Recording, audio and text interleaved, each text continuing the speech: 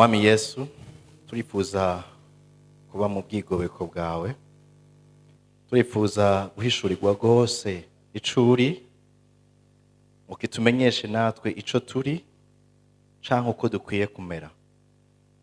Ndasaba Mana ngo unkoreshe, wongere uganirize imitima yacu, uwanje n'uwa bene data tugiye gusangira ijambo ryawe.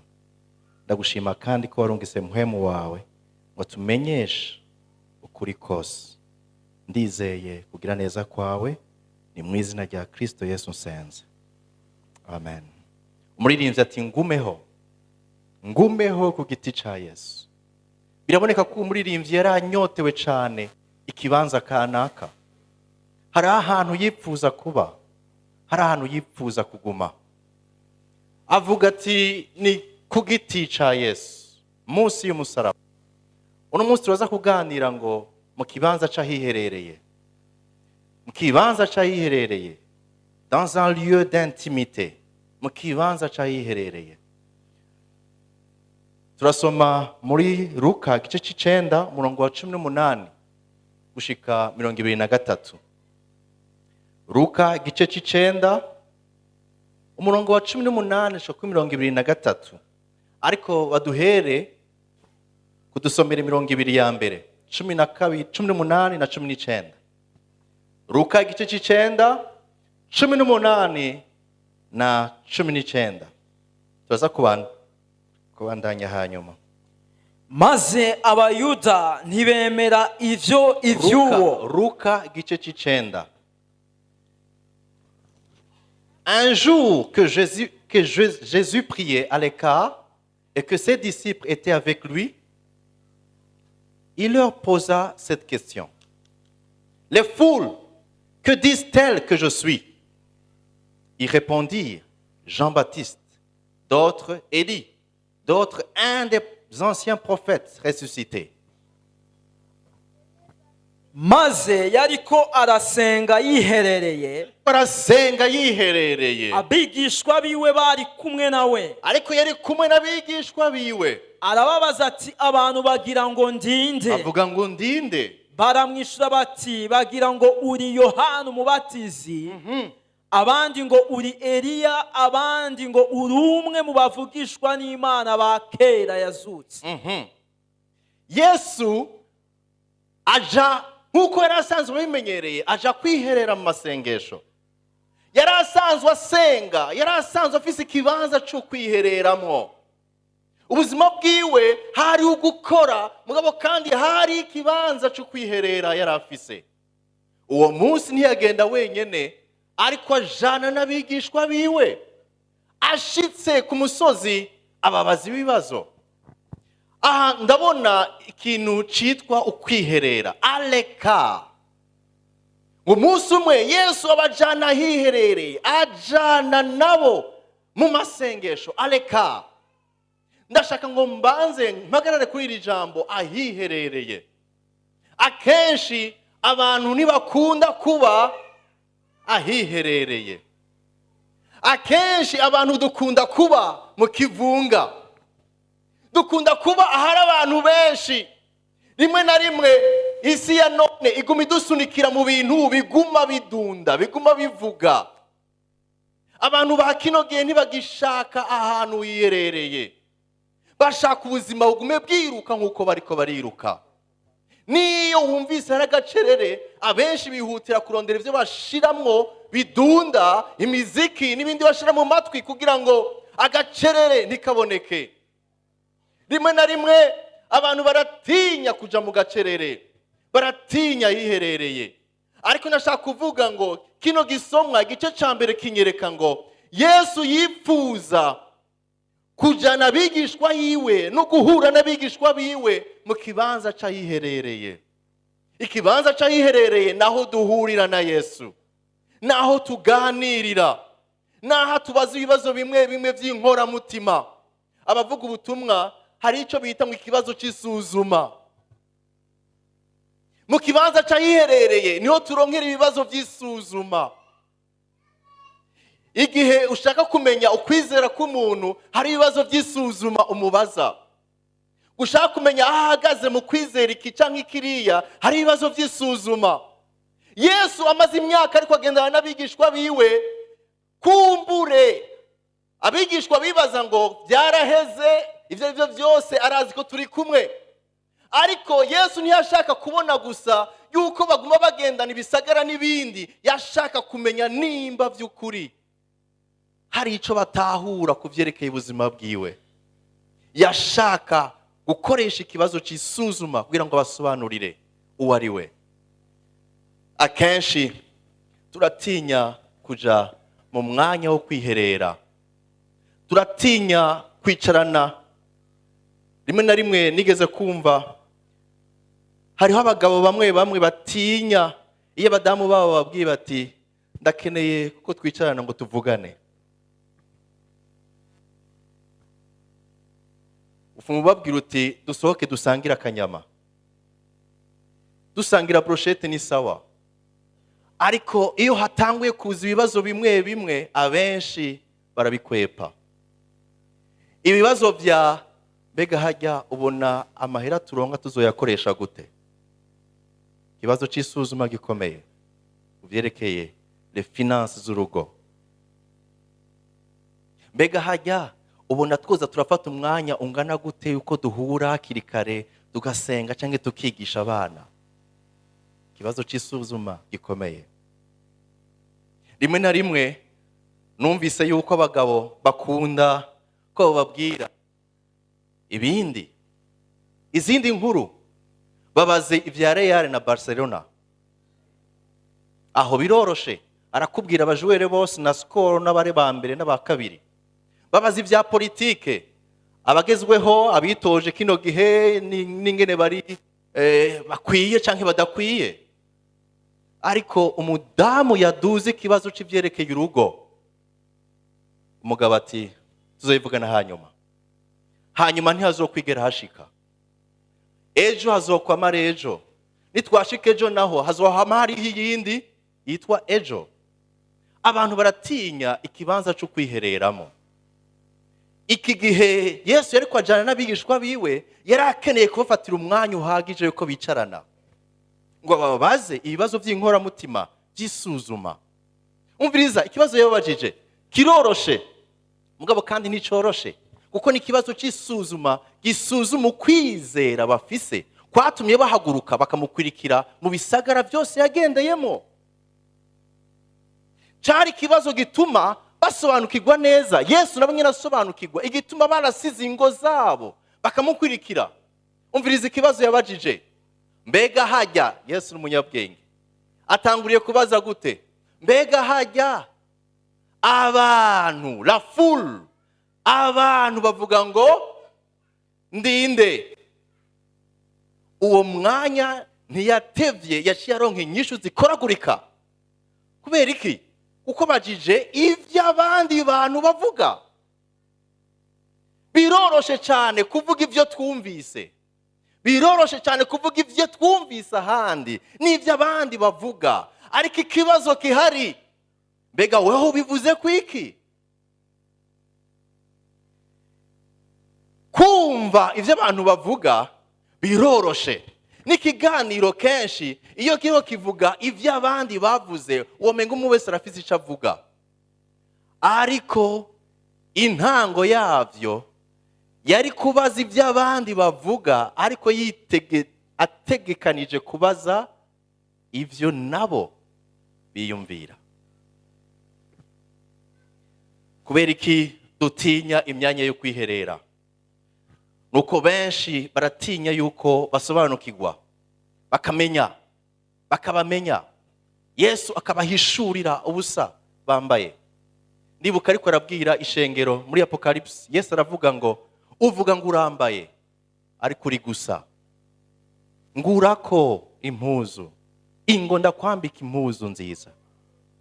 Rimwe na rimwe iyo twiherereye tukaza imbere y'Imana, bamwe turatinya kuboneka mu ntege nke zacu, kuko iyo turiko turaboneka imbere y'Imana, Imana idusubiza nk'icirore, tukihweza, tukibona ingorane dufise, intege nke dufise, ububi dufise. nico gituma benshi dukunda kuba mu kivunga, kuko nitwabukwa twenyene ngo tuje imbere y'Imana duhava tumenyekana uko tutari. Ntidushaka, hari imaje yacu tudashaka kubona, hari imaje yacu tudashaka kwakira, hari intege nke zanje ntashaka gusubira kuguma mbona. Ariko ikibazo kihari suko Yesu yipfuza kuguma uzibona, ahubwo nuko iyo uzibonye ugaruka kuri we akaguha inyishu. Benshi turakunda ikivunga, kuko mu kivunga umwe wese avuga ibyo yiyumvira, kandi mu kivunga rimwe na rimwe ndagenda ntanavuze. Kubera iki? Abandi babivuze. Cyasubiramo rya jambo rivuga ngo ntacyo nongerako. Ibyo bavuze byose nivyo nanje. Rimwe na rimwe iyo duhamagarirwa ahiherereye turatinya. Dutinya iki?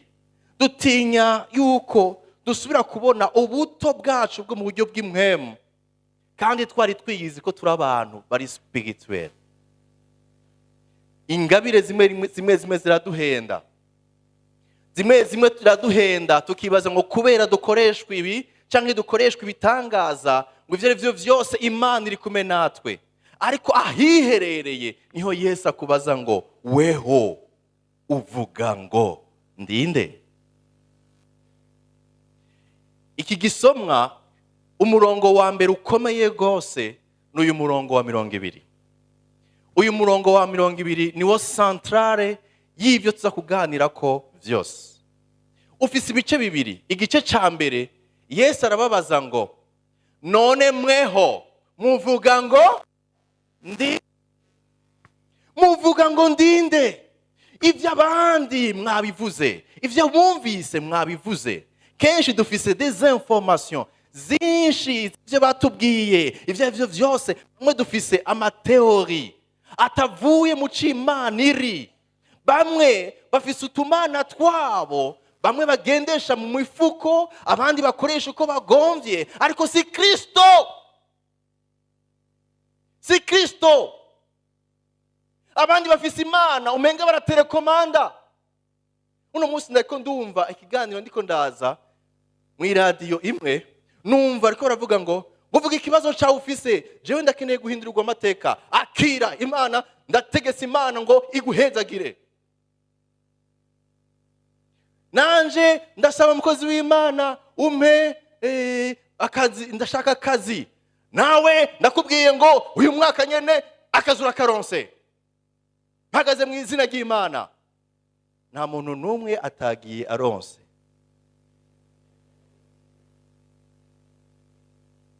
Jewe sinari ku radio nariko ndumviriza. Iki kibazo kihari ni ikihe? Nuko abantu benshi twigiriye Imana zacu nizo twumvise bavuga. Iki kibazo cyo kwishura ngo bamwe bavuga ngo abandi bavuga ngo, natwe ngaha nyene umwe wese arafise ingene bavuga. Rimwe na rimwe twarakuje muri Kristo Yesu, turaza mu ishengero turakizwa, ariko duhagaze kuvyo twumvise abantu bavuga. Bamwe ngo bavuga ngo uri Yohana Umubatizi, none Yesu yari Yohana Umubatizi? Oya. Abandi bavuga ngo uri Yeremiya yagarutse, none Yesu yari Yeremiya? Oya. Abandi bavuga ngo uri umwe mu bantu bakomeye cyane bavugishwa n'Imana bagarutse, none ni kwari? Iki kintu ni kibazo, kuko ishengero rya kino gihe rifise des ondi bagendera mu byo bumvise bavuze. Yesu ashaka kudukura muri urugezo gukwama turi mu kivunga twumviriza by'abandi bavuga gusa. Yipfuza kujana abigishwa biwe ahiherereye. Ahiherereye urabazwa ikibazo c'isuzuma. Ubuzima bwawe buhagaze gute? Ni igicatumye ukurikira Yesu. Yesu mufata nkande? Yesu ni iki mu buzima bwawe? Bamwe bafashe Yesu nk'umuntu akomeye cyane ashobora kubakorera ivyo bashatse. Nukuvuga ngo ivyo bashatse byose bihagaze kuvyo jewe nshatse, ntibihagaze kuvyo Kristo ari. Bangahe bakoresha izina ry'Imana mu gukora ivyo bashatse bakanavyitirira Imana, ariko Kristo atarimwo. narimwo. Igugu ry'abantu, la foule iri kwivuga iki? Abo mubana urazi byinshi mu byo bavuga, reka nabo musengana rimwe na rimwe hari ibintu n'ama experience personnel, ama experience cyangwa ibihe tubamwo umwe wese ugiti ciwe akaca bihindura yuko bose bategezwa kubaho gutya. Narumvise ngo ivyo byose yushaka umugisha ugashaka ko Imana ikwishura, genda upfukame mu kiyaga usenge mu ruzi, usenge ushira amaguru mu ruzi usenge. Ejo bundi nabonye umuntu ariko ari kamera ariko aravuga ngo nimba ufise ikibazo raba bene data bari mu mazi bariko barasenga, nawe rungika umutwaro wawe. Ari kuri selfie. Imana irishura, raba bari mu kiyaga, bari mu ruzi barapfukamye.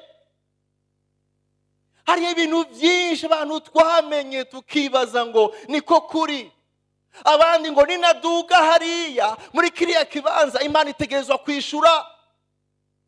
Abenshi bafise Imana nk'uko umenga bayihinduye ikigirwamana, ariko Imana ntihinduka ni yayindi nyene. Ni twebwe duhamagarirwa guhinduka. Abantu bavuga ngo ndinde, biroroshe kuvuga.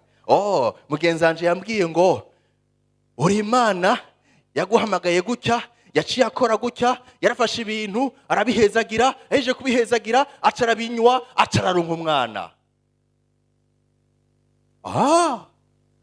Urambwira nanje ndabigire. Dufise ivyo twumvise, dufise ama information menshi, ariko kenshi Yesu arababazwa, ariko akipfuza cyambere na mbere ko tuva mu igugu ry'abantu.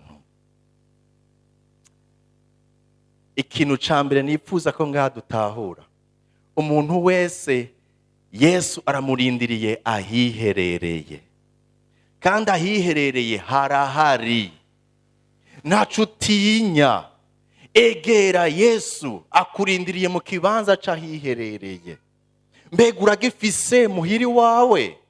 Mbega uragifise mu mutima wawe? Mbega uragifise aho ubaye? Mbega urafise ikibanza c'ahiherereye? Ico kibanza c'ahiherereye ukugwamwo vya bindi wumva mu kivunga c'abantu benshi, ugatangura kwigishwa Yesu ku giti cawe. Haleluya. Ubwoba bwo kuba imbere ya Yesu, ubwoba bwo kuba wenyene imbere yiwe, kuko hari ibintu wumva kumenga ntushaka yuko bihinduka. Bamwe na bamwe barazi ko hari ibintu bagenderamo bitari vyo, ariko bakirengagiza. Kazima ingabire gikora, kazima nkisenga, kazima ncumva n'igikorwa c'Imana nkigikora. Tugashaka rero kubw'ivyo bikorwa turiho turakora tuzivye ryajwi rishaka kutubwira ngo ndagukeneye, ndagukeneye. Bagabo, iyo badamu banyu bababwiye bati ndakeneye ko tuvugana uno munsi ku mugoroba, muhora mwumva gute? Tangura kwiyumvira, birasha nibiki bitagenda neza. Si bitagenda neza gusa, ahubwo mwari mukeneye kwama mubonana buri mugoroba. Ntazorinda kubwira ngo uno munsi ndakeneye ko tubonana tuganire. Niko Yesu yipfuza ko ahura n'umwe wese muri twebwe. Iki kibanza c'ahiherereye ndipfuza ko umwe wese yokigira, aho atangura guhindura ivyo ahora yumva ku bandi, hanyuma Yesu akamubaza ikibazo ca kabiri, ikibazo c'isuzuma kimubaza ngo weho uvuga ngo ndinde. Igice ca mbere twumvise ngo mu kibanza c'ahiherereye niho Yesu yipfuza ko duhurira kenshi. Ico kintu gifate, aripfuza guhura nawe mu kibanza c'ahiherereye.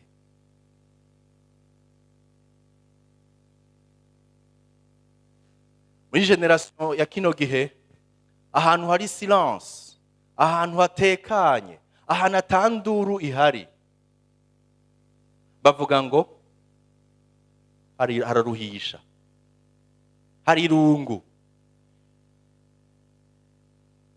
kuko bashaka ibintu biguma bivuga gusa, ariko ivyo biguma bivuga biriko bitubuza umwanya wo gushobora kumva icyo Imana igomba kuvugana natwe. Ntibikunda ko dushobora kuja imbere y'Imana amatelefone yacu atigera azima. Ntibikunda ko dushobora kuja imbere y'Imana ngo twumve itwishurira iciri igihe tudafise akanya keza ko kuba imbere yayo. Ntibikunda. Nzogumana igihe nzobura ako kanya, nzogumana ya majambo nama numva abantu bavuga. Nzohusha kumenya Kristo wanje uwo ari we. Igice cya kabiri kuva ku murongo wa 20 nyene gushaka ku 21, ndahabona yuko mu kibanza c'ahiherereye Yesu yihishura nka Kristo. Simvuze amajambo atavugika. Mu kibanza c'ahiherereye Yesu yihishura nka nde? Nka Kristo. Mumumenyereye nka Yesu Kristo. Ariko abayuda bari bamuzi nka Yesu, umwana akomoka kuri Dawidi. Ariko mu kibanza c'ahiherereye yihishuye uwo ari we n'icamuzanye ko ari Kristo. Kristo ari we Mesiya. Ryari ijambo riteye ubwoba kuvuga mu bayuda. Kuvuga ngo Mesiya bari bamurindiriye. Kristo bari bamurindiriye nkande? Bari bamurindiriye nk'umugabo akomeye, nk'umusirikare akomeye, yanejeje urugamba rukomeye, nk'umwami arusha Dawidi kuba umwami. Bari barindiriye Kristo canke Mesiya nk'ugiye kubakuriraho intwaro z'Abaroma. Igicapo bari bafise kuri Kristo cari gitandukanye n'uko ari. Kristo bari barindiriye yari umwami, yari umukonkerant, umuntu yagwanye intambara akomeye. Ariko uwo bari bicaranye ntibashobora gusobanukirwa ko ari Kristo. Kristo ryasobanura iki?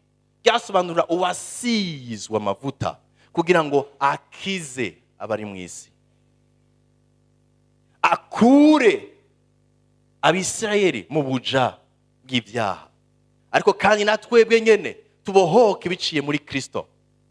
Kristo ntibari bamuzi, n'abigishwa biwe ntibari bamuzi. Arababaza ngo mweho muvuga ngo ndinde? Nama niyumvira ngo igihe cyose nsomira ijambo, inyuma y'icyo kibazo ndashobora kwibaza ko hashobora kuba harabaye nk'agacerere k'iminota 5. Naho byanditse mugabo ndashobora kwibaza ko habaye agacerere gakomeye. Mwavuze ibyo abandi bavuga, ariko mweho muvuga ngo ndinde?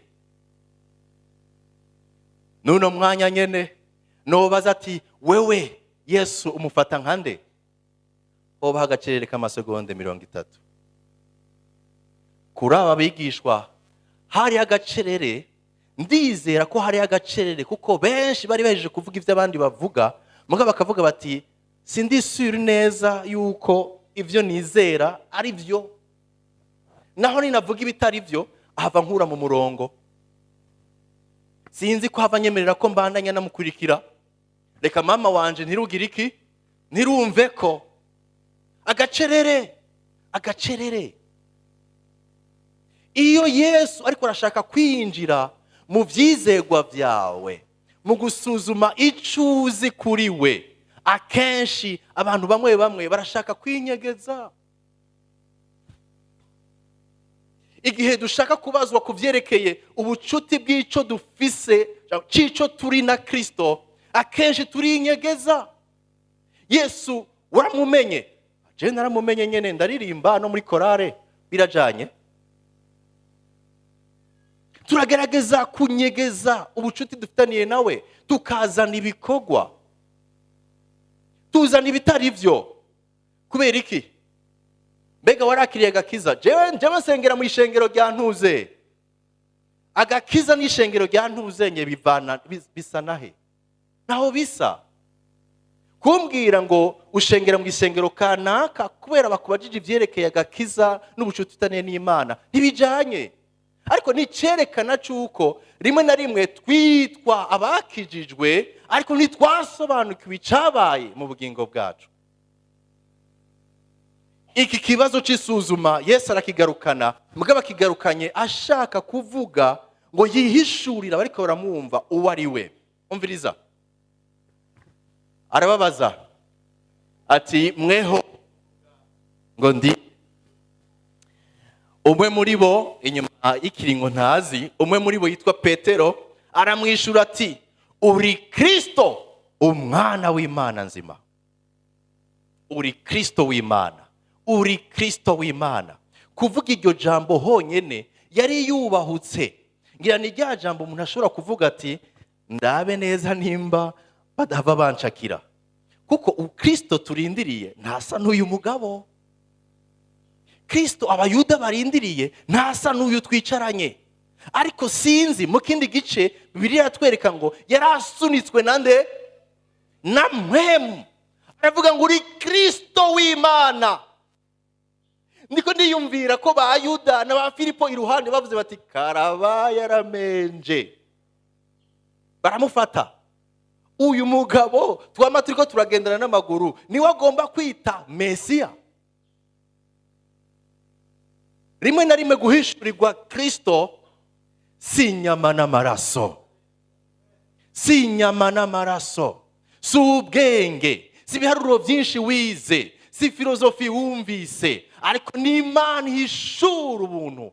Ihishurira mu mwana w'umuntu. Ikakumenyesha uwo ari we.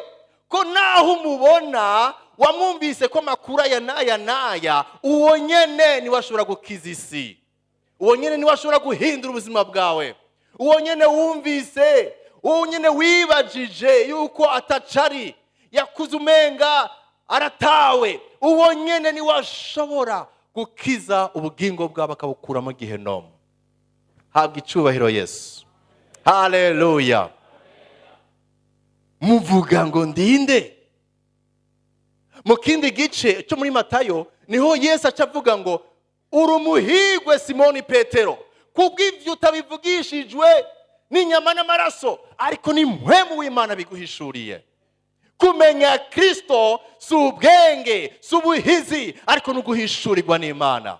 Ndasenga Imana ngo yugurure amaso y'imitima yacu, twihweze ico Yesu yaje gukora n'icari, yugurure imitima y'abantu, yihishure agakiza kabonekera muri Kristo Yesu. Igihe abantu batarahishurirwa Kristo, n'ubuzima bwabo rimwe na rimwe buguma kwa kundi nyene. Ahubwo ari naho bashobora gucika abanyedini kuko batigeze bamenya Kristo uwo ari we. Umviriza ijambo yaciye babwira ku murongo ukwirikira 21. Arabihanikiriza, arabona ati arababarira kutagira umuntu babwira ivyo. Yesu ababwira ati nimba mumaze kumenya ko ndi Kristo. Mumvise yuko mutabimenye gutyo ariko ari uko mwahishuriwe. Ndabasabye ntihagire uwo muja kubwira. Byari nk'icuro rya gatatu Yesu avuga amajambo nk'ayo, avuga ati ntihagire uwo mubibwira. Ngerageje kwiyumvira, nsanga rimwe na rimwe byari bikenewe yuko abantu batagenda bakwiza gusa amajambo n'ahaya ari ay'ukuri ngo abantu babe bakira ibintu, ahubwo Yesu yipfuza yuko umuntu agera ku rugezo rwaho ahura na Yesu ku giti ciwe. Iki kirakomeye bene data. Abenshi dufise ivyo batubwiye, dufise n'ingene turondera Imana kubera ingene batubwiye bayirondera. Ariko Yesu ntiyashaka des informations, yashaka une découverte personnelle. Ntiyashaka ko bakira ama message, barungikirwa gusa ngo twamenye Kristo, uriya ni Kristo, waruzi ko ari Kristo, yarabitwemereye, baza twari kumena ntuze. Gihinduka ikiyago, gihinduka inkuru. Bamwe batangura kuvuga ngo Yehova Kristo gute? Umuntu agenda n'amaguru. Kristo tuzi ntimuzi wo turindiriye wa mugabo akomeye azoca atwara agakuraho abaroma. Reka rero kuvuga ivyo batangure kubideniga, kuvyatura nabi, kubivuga nabi. Kubera iki? Information ziriko zirarengana zihinduka une information gusa, ariko ubuzima bwa Gikristo ntidukeneye ko buguma buri information baguhaye. Dushaka Yesu yifuza ko bihinduka ubuzima musangira buvuye mu ihishurirwa ry'ico ari. Bene data, aya majambo arakeneye kubwirwa na cane cane abakristo ba kino gihe ca nyuma, kuko mu gihe ca nyuma dukwiye canke dukunda cane kwakira ibintu tukavyinjiramo nko mu muhari, tukavyakira nk'ibintu gusa biza kutunezereza. Ariko Yesu ntiyipfuza ko twakira ivyerekeye ubuzima bwiwe n'icari mu ma information, yipfuza ko bihinduka ubuzima busangiwe.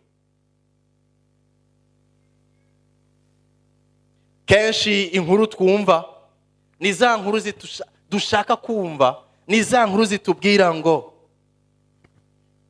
urazi ingene woshobora kuronka igitangaza cawe. Nakubwire imfunguruzo 5 zo kwagukirwa mu buryo bw'amahera. Nakubwire intambuko 2 zo kugira ngo uce ukingura ijuru. Nakubwire intambuko 3 zo kugira ngo abansi bawe bose bakuveko.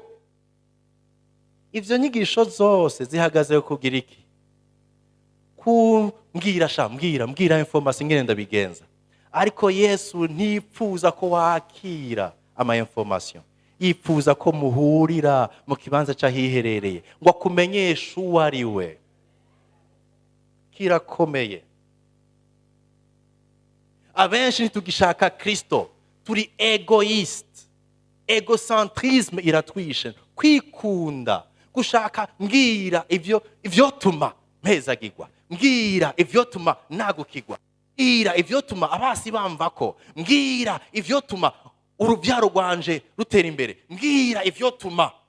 Murabona nivyo turimwo, ariko ni gake turiko twiyumvira ngo mbwira ico tuma menya Kristo wari we.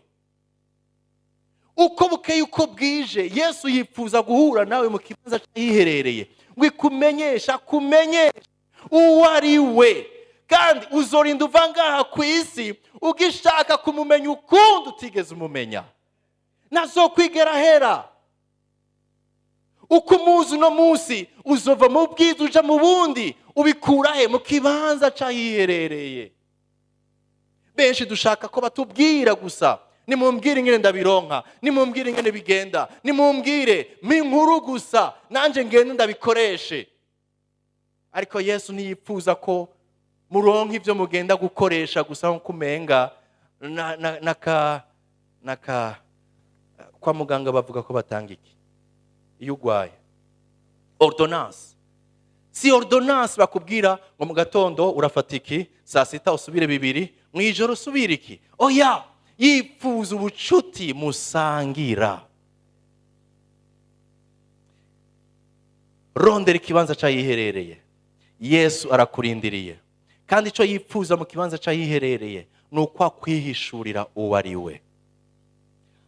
Icambere uzomubona ko ari umukiza, ari we yasize amavuta kugira ngo abohora bari mu isi, ari we yasize amavuta kugira ngo aje mu kibanza c'abari mu isi akize urubanza rw'ibihe bidashira nabo baronka ubugingo budashira. Yesu ashaka kutwihishurira ku giti cacu. Igice ca nyuma 22 ushaka 23 badusomere. Ati umwana w'umuntu akwiye kuzobabazwa uburyo bwinshi, no kuzokwanywa n'abashinga ntahe n'abakuru b'abaherezi n'abanyabwenge b'ivyanditswe, no kuzokwicwa, no kuzozugwa ku munsi ugira 3. Ibi bintu birajanye na Kristo na Mesiya abayuda bari bazi. Subiramwo wumve ingene avuga wa wundi ahejeje kwemera ko ari Mesiya, umwe abisirayeli bari barindiriye. Umva ingene yivuga. ati umwana w'umuntu akwiye kuzobabazwa uburyo bwinshi. Il ajouta qu'il fallait que le fils de l'homme souffre beaucoup. Ababazwa uburyo bwose. No kuzokwanywa n'abashinga ntahe, Rejeté par les anciens, n'abakuru b'abaherezi, par les principaux sacrificateurs n'abanyabwenge et b'ivyanditswe, par les scribes, no kuzokwicwa, et qu'il soit mis à mort no kuzozugwa et qu'il ressuscite ku munsi ugira le gatatu. troisième jour. Mbega uwo muntu arasa na Mesiya abayuda bari bazi? Naho twemejwe yuko ari muhemu w'Imana yahishuye ko ari Mesiya, Mesiya tuzi numva umenga si we. Uko nuko abayuda babona. Ariko Yesu ntiyapfuye kurizana gutyo, kwari kugira ngo asobanurire ba bayuda nyene bafise igicapo ca Mesiya, ababwire Mesiya uwo ari we, ko afise facette canke impande zibiri. Mesiya afise impande zibiri. Uruhande rwa mbere ni Mesiya ahabwa icubahiro, asizwe ububasha n'ubushobozi. Ariko mu rundi ruhande ni Mesiya aje kubabazwa, kwankwa no gupfa. Iki gice rero abayuda ntibashaka kucumva. Turazi Mesiya, ariko nimba Mesiya uri kuravuga ari uyu agiye kubabazwa, akankwa, hamagapfa, ntibigenda, ntibihura. Munyumvirize neza, abenshi turafise Yesu Kristo dushaka kwaba uko tugomba. Shaka Yesu angirira ibi, jewe shaka Yesu ankorera ibi. Yesu wanje aramfinishaga mana. Dushaka Yesu atugirira ibi dushaka. Dushaka Yesu wa undi twama tubona ukumenga turi kumwe nawe. Bamwe baragera ahantu bakavuga bati uri muri Yesu urashobora kubabara. Abandi bakavuga bati no. Raba neza ko atacaha urimwo, kuko nta wizeye Yesu ashobora guca mu bihe nk'ivyo. Bakaba nka ba bagenzi bagendera Yobu. Abagenzi ba Yobu baramugendeye. Imana iri kwicisha Yobu mu kibanza cyo gusuzumwa, ariko nta na kimwe bazi. Abagenzi ba Yobu baramubwira bati mugabo suzuma neza, nta muntu yubaha Imana ashobora kuba ariko aca muri ivyo bintu. Reka kwigirisha ngo uri umuntu w'impwemu, ahubwo ihane, waracumuye. Ngiki igicapo abantu nuno munsi badashaka kwakira ca Mesiya. Mesiya w'icubahiro, Mesiya tujana mu bwiza, Mesiya adukoresha ibitangaza, Mesiya duhamagara akaca duha ivyo dushaka. Ariko Mesiya nyene arihishura nk'uca mu mibabaro, uwemera kubabazwa, agushika ku rugezo rw'ahapfa. Ico ciyumviro c'abayuda kiri no mu Barundi n'abarundikazi benshi. Dushaka Mesiya w'icubahiro, ariko Mesiya wa undi nyene akubwira ngo munsi murongo wa 23, umviriza ingene aca atubwira. Ahejeje kwisigura no kwivuga ko ari Mesiya agiye guca mu mibabaro, umviriza ingene aca avuga muri 23. Abwira bose ati umuntu ntiyagomba kunkurikira. Gezaho. Uramukwirikira umuntu ahejeje kuvuga ko agiye kugira iki? Kubabazwa, gukubitwa, kwankwa no gupfa. Ariko arabaza, umuntu niyashaka kunkurikira, ninde ashaka kumukurikira Yesu? Adoze urutoki. Mbabarire, murakoze. Mesiya agiye guca mu bibabaro, Mesiya yankwa, aca heza avuga ati umuntu niyashaka kunkurikira. Uramukurikira? Canke uwo mukurikira gusa ariko uravuga ngo uri Kristo w'Imana, power. power, shaka anointing, anointing, anointing. Amavuta, amavuta manuke. Aho turabishaka, turamushaka Yesu ngo atuzuze, atuduze muri dimension y'amavuta. Ariko nushobora kuduzwa ngo uzuke utigeze upfa. Nushobora kuzuka na Kristo utapfanye na Kristo. Nico gituma gupfana na Kristo n'urugendo rubanza imbere yo kuzukana nawe. Nushobora gusigwa amavuta utabanje kwikura ubuhoma.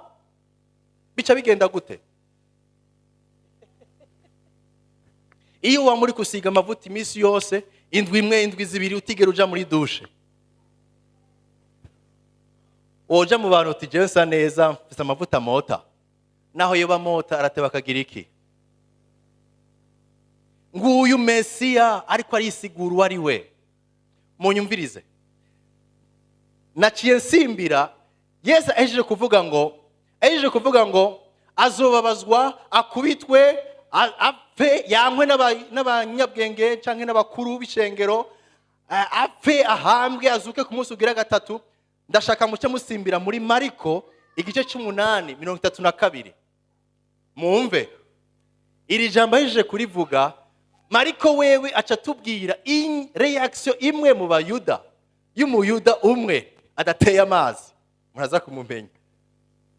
Umuyuda umwe adateye amazi ntiyavyihanganiye. Umviriza ico yaciye avuga.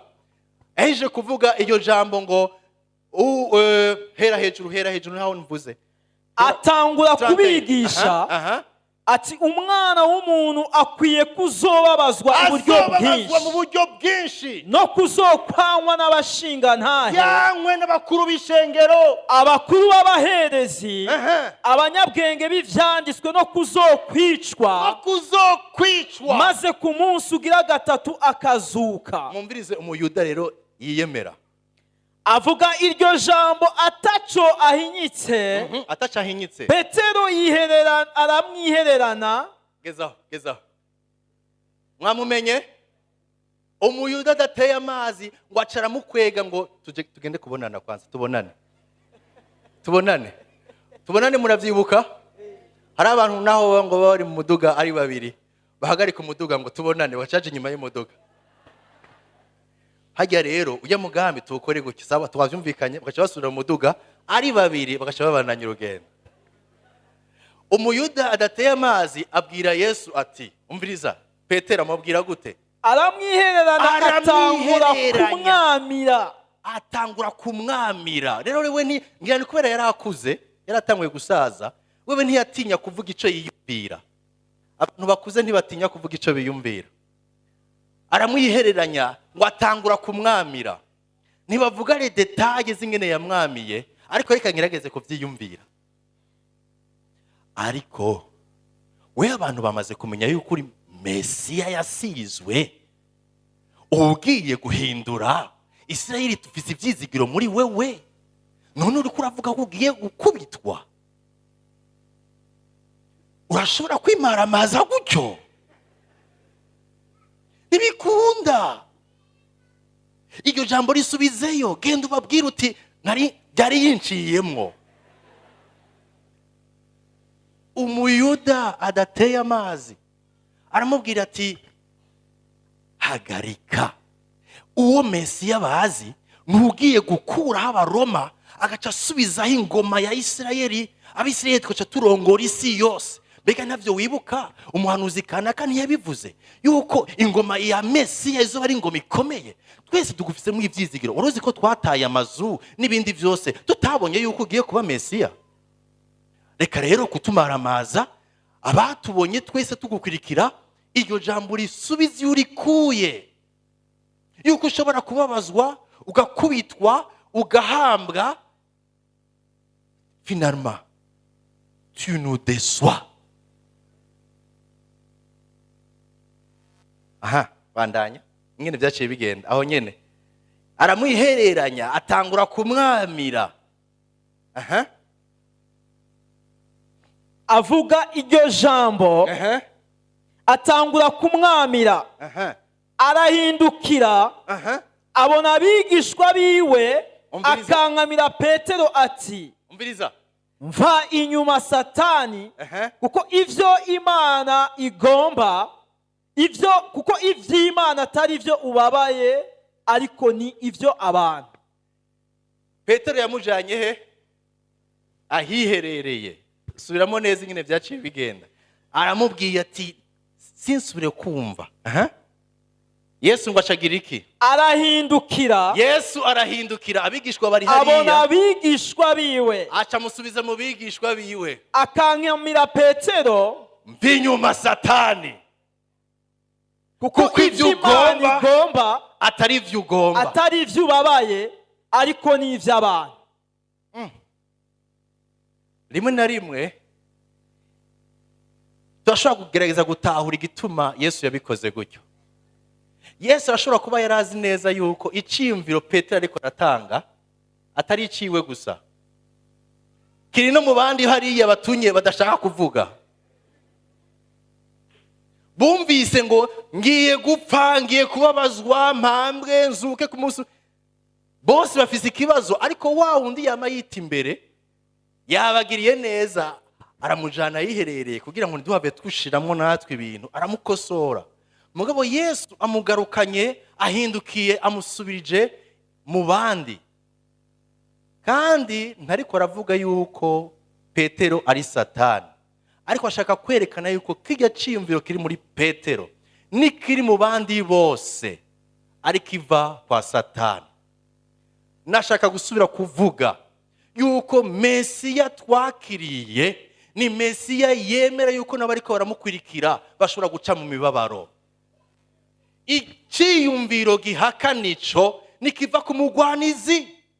Nico gituma bamwe babayeho ubuzima buri muri kompromis bwo kwivanga. Batinya iki? Batinya kwankwa. Bazi neza yuko abakijijwe bashaka ko ibintu byose biguma bigenda neza, bemegwe, bakundwe. Abantu bose bagume bavuga ngo yo n'umuntu mwiza, yo n'umuntu mwiza, nta kintu na kibi kimwagira. Ariko icyo ciyumviro ni ca Satani, kuko kidutuma tudashaka kwemera kubabazwa kubwo guhinduka. Abenshi babayeho ubuzima ngo ako mbura mugenzanje, ibi by'Imana nzoba ndabirindiriye. Hawo uko mugenzanje ababara, reka basi sinzomubabaze, tubandanye twibereyeho muri buno buzima. Nico gituma abantu bamwe badashaka kuva mu vyaha bimwe, kuko bakiriye Mesiya nk'uza kubaha ivyo bashaka, ariko ntibazi Mesiya abahamagara kubakwirikira,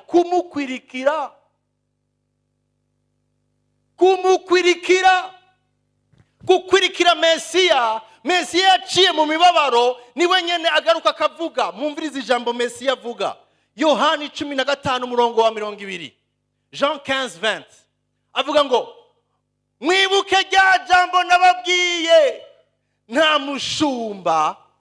umushumba ntaruta shebuja, namba barampamye namwe bazogira iki? Ishengero rya kino gihe ntitugishaka guca mu mibabaro no guhamwa. Nico gituma twivanga tugasa n'isi. Mesiya twakiriye ntituramumenya uwo ari we. Mesiya twakiriye ni wa wundi aduhingurira no mu mibabaro, ni wa wundi aduhingurira no mu guhamwa, ni wa wundi yihishura no mu bihe watawe akakwereka ko ari kumwe nawe mu nzira zose. Ni wa wundi yasezerana ko azobana nawe, ni yasezeranye ko bitazokubako, ahubwo yasezeranye ko azobana nawe. Umuriro uzowucamwo, niyavuze ngo ntuzoca mu muriro, ahubwo avuga ngo ni waca mu muriro zoba ndi kumwe nawe. N'amazi nazokurengera, ariko urayacamwo.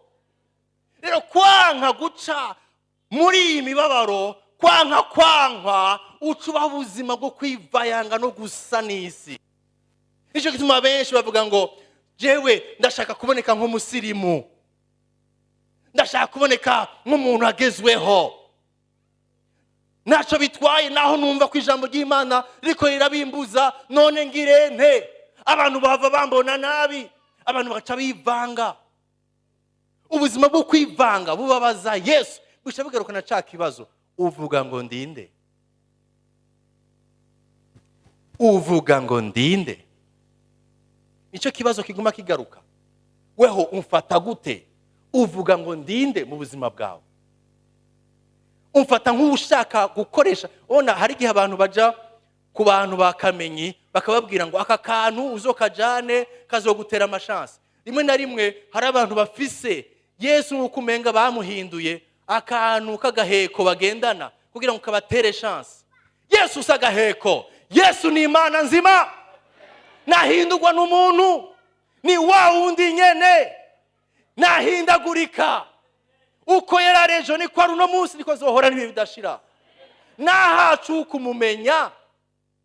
Si twe dushaka yuko amera uko tugomba. Umviriza Mesiya abamumenye ingene babayeho. Abakolosayi igice ca mbere umurongo wa 24 musome. None umviriza uyu ninde? Ubu ni Paulo ariko arandikira abakolosayi. Mwumvira ijambo yavuze. Ubu nezererewe amagorwa yanje yo kubwanyu. Ashanda bisome mu gifaransa kugira ngo abanyamuji bumve. Abakolosayi. Umviriza. Je me réjouis maintenant dans mes souffrances. Uwo ninde? Ni intumwa Paulo. Il se réjouit, aranezererewe imibabaro ariko aracamwo ku bwa Kristo, ku bw'ishengero. Nezerewe amagorwa yanje yo ku bwanyu. Ndayatewe niki? Nuko ndiko ndarondera yuko mukura, yuko ndiko ndarondera ko mukomera. Aya magorwa antezwa na bande? Yesu yavuze ngo ngiye guhagurukirwa na bande?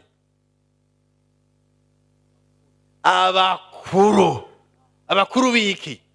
Abakuru b'ishengero n'ababandi b'abanyabwenge bivyanditswe baserangura ukavuga bati Mesiya ntababara, wowe uri wafo. Mesiya ntaja ku musaraba, wowe uri wafo. Mu Bayuda n'uno munsi arabatarizera yuko Mesiya araza. Kubera iki? Kuko bari bafise siwe babonye. Bo bari bafise mu byiyumviro siwe babonye. Baramugwanya.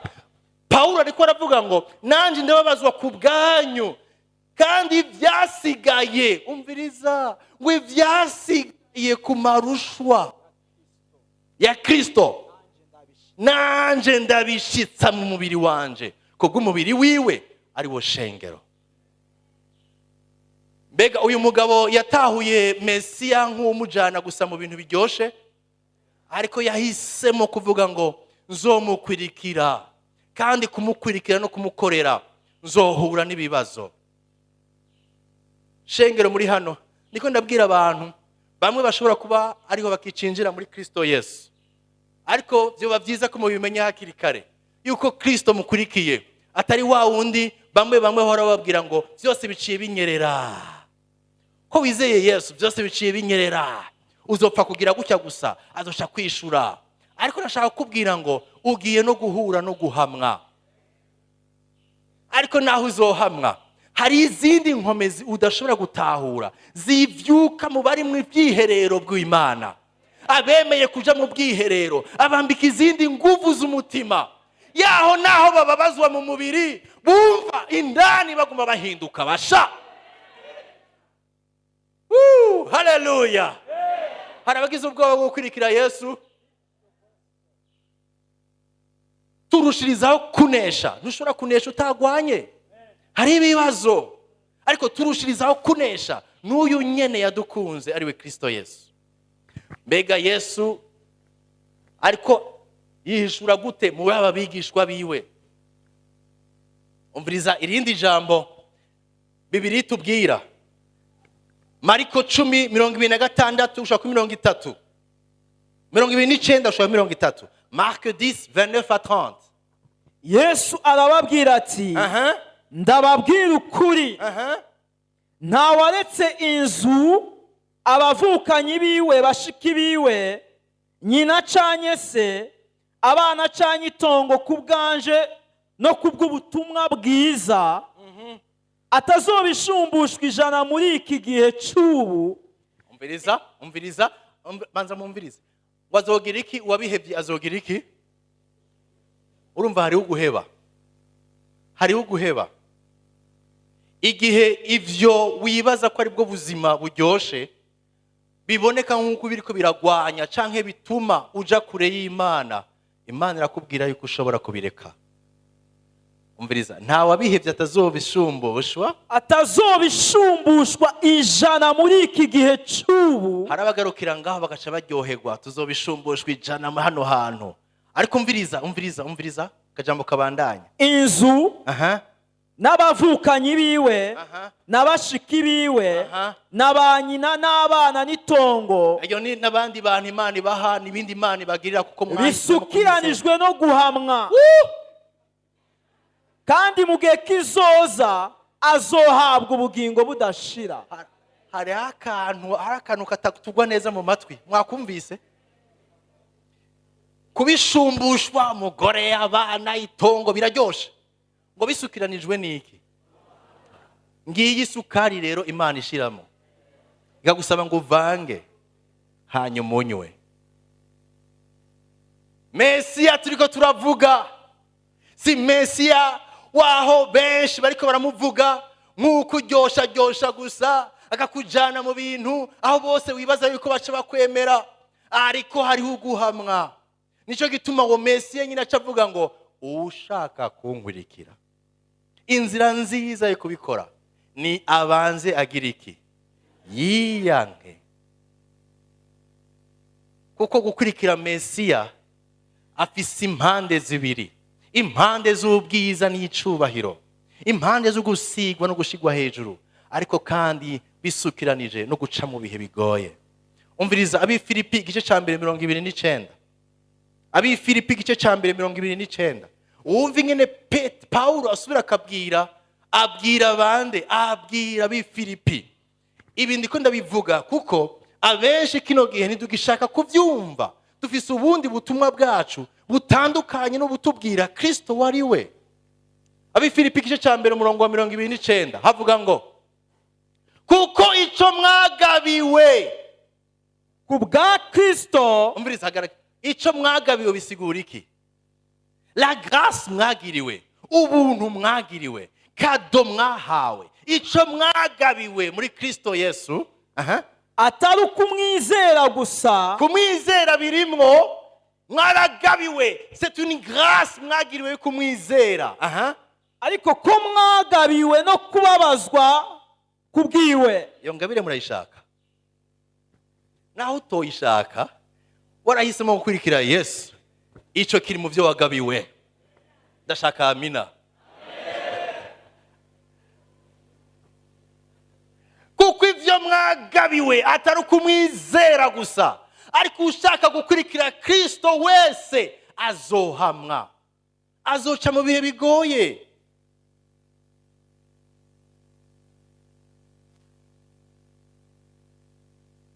Ariko ico twariko turavuga ngaha ni giki? Nuko ivyo bihe byose byaho twakiriye tukiyumvira Kristo tukamufata nk'uko twe dushaka, yifuza ko duhurira mu kibanza ciherereye, kugira ngo inyuma yuko duhejeje kumubwira ivyo abandi bose batubwiye, atwicarike atubaze kijya kibazo gikomeye cane c'isuzuma ry'imitima yacu. None mweho mumfata gute? Wewe umbona gute? Wewe ni igiki catumye unkurikira? Wewe ni iki gituma uno munsi uri kuravuga kuri kurankorera? Uno munsi tugeze ahantu udashobora kuronka abavuza ivyuma mu rusengero utabahemvye. Amwibaza ngo sivyo? Niko biri. Dusigaye turonka muri bino bihe, dusigaye tubumva abantu bavuga bati ndaza kuririmba mu ishengero iwawe, mugabo umpangahe. N'abavugabutumwa bakihuta cyane kuza kuvuga ubutumwa kuko bazi neza yuko inyuma yo kuvuga ubutumwa bava baronka icyo batahana. Kristo asigaye rimwe na rimwe kuri bamwe afatwa nk'urudandazwa, n'umugambi, ni proje. Ariko Yesu ashaka ko muhurira handi yiherereye, akubaze, weho umfata gute? Weho umfata gute? Hagarika rero kuba mu kivunga, hagarika induru z'ivyo wamamwo, hagarika amajambo menshi ugumurumva aturdotwa. Fata umwanya mwiza wiherere. Aripfuza kukwihishurira nka Mesiya, uwasizwe amavuta, ariko kandi uwemeye kubabazwa, aguhamagarira guca mu nzira yaciyemwo, ariko kandi niwe azogukomeza niwemera guca mu nzira yaciyemo. Turi mu gice cyo kwiyumvira ubuzima bwacu no guhimbaza Imana. Nta kintu gikora ku mutima w'Imana nk'iyo uje imbere yayo utarondera ivyo uyikuramo, ariko urondera kuyimenya. Ubaka ikibanza cyo kwiherera. Igira ingingo. Reka tuje muri pratique, mu bintu bisanzwe by'ubuzima. Usenga ryari? Niyihe myanya yawe yo gusenga?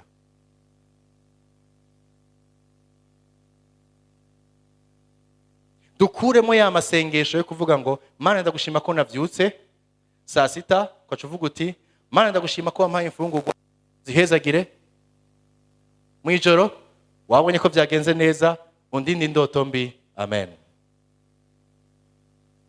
Ico si kibanza cyo kwiherera. Womenga tuzi imbere y'Imana tuyiha amategeko, tunayibwira yuko nabibonye ko ibi wabikoze. Okay, ko wakoze ibi cukora iki naco. Wabone kiza gukurikira, igikurikira kiza kubiki, rero uze kuraba ingene bitunganye. Umenga dufise mu mitwe yacu kuza imbere ya Kristo tumuha amategeko y'ivyo aza kutubwira, n'ivyo aza kudukorera. Ariko si uko ashaka. Ashaka umwanya wawe nawe. Naho wovuga uti Mana ndaje imbere yawe, ndashaka gufata umwanya wose nsome, ariko kandi unganirize. Niwanganiriza, ndashaka gutekana no kukubwira icyo ndiko ndumva mu mutima. Niwanyereka ubusa bwanje, uzoba umfashije, ndaza kurondera agahuzu nifuke. Niwanyereka intege nke zanje Mana, uzoba umfashije kuko ndaza gutunganya.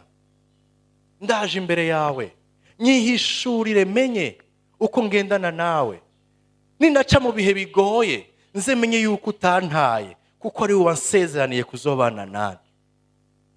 Mpa inkomezi zo kudasa nk'abandi bose, zo kutishushanya nk'abandi bose, ariko zo guhagarara mu nzira ugomba. Nshoboza kuko ndumva yuko mpamagarirwa gukwirikira mu nzira zawe zose, mugabo aha hantu haranteye ubwoba. Fasha Mana, ndashaka kubaha. Aho niho mu kibanza cy'umwiherero azokingura, akagukomeza, akagushikamisha. Ibihe n'ibihe ukazova mu bwiza wamunezerwa, imyaka n'imyaka wama wumva umufitiye inyota. Ariko tudafise umwanya wo kwiherera nawe, ubuzima bwacu buhinduka ubusanzwe kandi bwuzuyemwo umuruho. Shengero ry'Imana, mu bihe byiza nk'ibi nanifuje ko dusangirira ijambo mu kibanza cy'umwiherero. Yesu akura abigishwa biwe mu kivunga, amujana ahiherereye. Aragukeneye ahiherereye. Igira ingingo, kuko arakurindiriye ahiherereye. Akwihishure nka Mesiya yuzuye ubwiza, ariko akwihishurire nk'uwaciye mu bibabaro, yanesheje, akwereka ingene nawe ushobora kunesha mu bihe bigoye. Aragukeneye mwugururira ikibanza, mu ikibanza mu mutima wawe. Dufise amaprograme menshi, ariko tukibagirwa uwararimwo ariwe Kristo nyene. Rimwe na rimwe tuza kumwibuka igihe amagara dukitse, twabaye oblige yo kuryama mu bitaro, ntituriko turiruka, nashaka kwiruka mugabo nta kundi ndyamye muri bino bitaro. Aha niho kenshi abantu bagusanga bakaza bakubwira ngo dusenge. Wagira ngo uravyutse agatiro kagutwaye, ugasanga abandi bari ku mutwe wawe, dusenge. Uzosenga, uzosenga. Ariko vyari vyiza yuko wigirira umwanya wawe wo kurondera Imana. Abamenye Imana yabo bazokoreshwa ivy'ubuhizi. Abamenye Imana yabo bazokoreshwa ivy'ubuhizi. Niko ijambo ry'Imana rivuga. Ntushobora kuyimenya wama wihetse inyuma ikivunga c'abantu. Irashaka umwanya wawe. Munyemerere nsenge.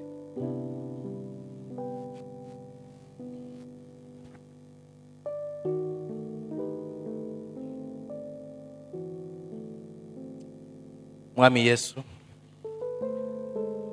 ndagushima kuri Imana igira neza. Haleluya. Ndagushima ko mu rugendo rwacu tugendana nawe, rimwe na rimwe dufise ivyo twumvise kuri wewe, kandi ugasanga hamwe na hamwe twarihenze, twagufashe uko utari, dushaka kukugira uko dushaka twebwe. Ariko inzira yawe Mana turayikwepa. Utubabarire Mana, utwigishe kuza imbere mu nyonga zawe. Ndasengera umuntu wese mu bari hano Mana, kujya wamuremye umukunda kandi wama wipfuza guhana nawe. Oh haleluya. Umwiyegereze Mana, ushire muri we inyota kandi no gushaka no gukora kugira ngo yegere inyonga zawe. Ubaze ibibazo by'isuzuma Mana, dusuzume. Dawidi yaravuze ngo uncace, usuzume biri muri jewe. Nanje Mana ndasenga, nisengera nongera nsengera wowe wese ari hano, ngo udukwegere muri presence yawe, udukwegere mu bwigobeko bwawe, utwihishurire, uduhishurire n'umugambi wawe mwiza ku buzima bwacu. Utwambike ingufu n'inkomezi zo kubandanya no gushishikara igihe turiko duca mu bihe bigoye, mu bihe byo guhamwa. Uturemeshe, uturinde gutakaza inzira, uturinde no kubivamwo, ariko twuzuze mpwemu wawe mu bihe by'umubabaro, mu bihe byo kubabazwa, mu bihe byo kudatahurika, mu bihe byo kutemegwa. Utwihishurire nka Mesiya aduteguriye ubwiza busumba cyane ubwo turiko turabona muri ino si. Duhindukize amaso yacu tukwihweze, tukubone mu rundi rugezo. Ndisengera Mana, mu bihe byose ni wowe uzi biri imbere yanje, ni wowe uzi ibihe bitandukanye biri imbere yanje mu myaka ntashobora gusobanukirwa, ariko kandi ubizi kuri umwe wese mu watumiye uno munsi hano.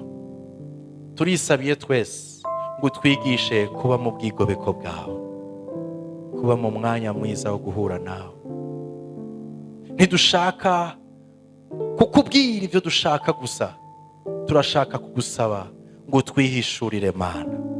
Twihishurire, twihishurire uriwe, twihishurire icyakuzanye, twihishurire umugambi wawe, twihishurire inzira zawe, twihishurire Mana mu buryo bwose bw'icuri aba arico tugenderamo. Ndaguhaye icubahiro Mwana. Mwami Mana, ndazi neza yuko ibyo nsenga hari uwo mfatanije nawe ngaha. Umugendere, wumva amasengesho yiwe, umukurize muri cya kibanza c'umwiherero, umukomereze muri wewe ubu n'ibihe bidashira, mu izina rya Yesu dusenze, amen.